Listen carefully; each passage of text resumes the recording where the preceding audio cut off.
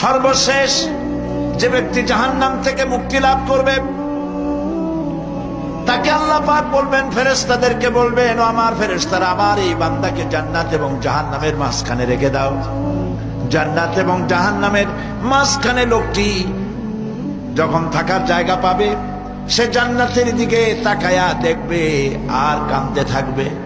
আল্লাহ পাক জিজ্ঞেস করবেন, বান্দারে, যুগের পর যুগ ধরে জাহান্নামে কেঁদেছ, আমি রব্বুল আলামিন জাহান্নাম মাফ করে দিয়া জান্নাত জাহান্নামের মাঝখানে রেখে দিয়েছি, আযাব থেকে তো বেঁচে গেছো, এখন কাঁদো কেন? লোকটি বলবে, রব্বুল আলামিন কাঁদি এই কারণে, জাহান্নাম থেকে মাফ করেছো, তোমার শুকরিয়া আদায় করি। জান্নাত তো আমার কপালে নাই, কিসমতে নাই, কিন্তু জান্নাত আমি এখান থেকে দেখতে পাচ্ছি, জান্নাতের সুঘ্রাণ আমার নাকে আসতেছে, কপালে নাই যাওয়ার।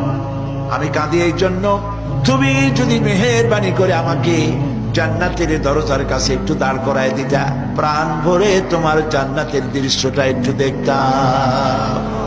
আল্লাহ পাক তার আরজি পূরণ করবেন, বলবেন, যাও, ফেরেশতাদের বলবেন, এর জান্নাতের দরজার কাছে দাঁড় করায় দাও। জান্নাতের দরজার কাছে দাঁড়িয়ে লোকটি আবার কান্না শুরু করবে। আল্লাহ পাক প্রশ্ন করবেন, এবার কান্দো কেন? লোকটি বলবে, রব্বুল আলামিন কান্দি এই কারণে, জান্নাতের এই দরজায় দাঁড়ায়া জান্নাতের অফুরন্ত নেয়ামত কিছুই ভালো করে দেখা যায় না, শুধু অল্প জায়গা দেখি। যদি তুমি আমারে দয়া করে জান্নাতের মাঝখানে দাঁড় করায় দিতা, চতুর্দিকে তাকায়া তাকায়া দেখা কলিজারে ঠান্ডা বানাইতাম। তবে আমি ওয়াদা করি, জান্নাতের কোন নাজ নেয়ামত, কোন ফল আমি খাবো না, ধরবো না, সইব না।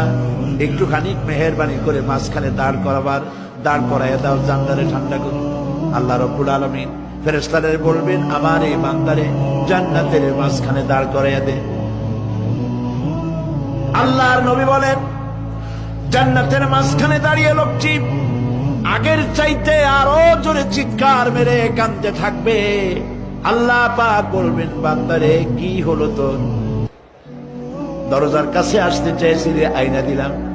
আবার এবার মাঝখানে আসতে চাইছো, তাও এনে দিয়েছি, আবার কান্দো কেন? লোকটি বলবে, রব্বুল আলামিন এবার কান্দি এই জন্যে, তুমি যখন দয়া করে একটিবার জান্নাতের মাঝখানে এনে আমাকে দাঁড় করায় দিয়েছো, তুমি রহমান রহিম গফুরুর রহিম, এই জান্নাত থেকে আবার আর বাইর করে দিও না। আল্লাহ রাব্বুল আলামিন বলবেন, ও আমার বান্দারে, আমার এই জান্নাত তোর খুব পছন্দ হয়েছে নাকি?